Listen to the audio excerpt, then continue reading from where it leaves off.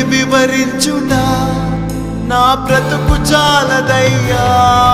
నీ ప్రేమ వర్ణించుట నా వల్ల కాదయ్యా.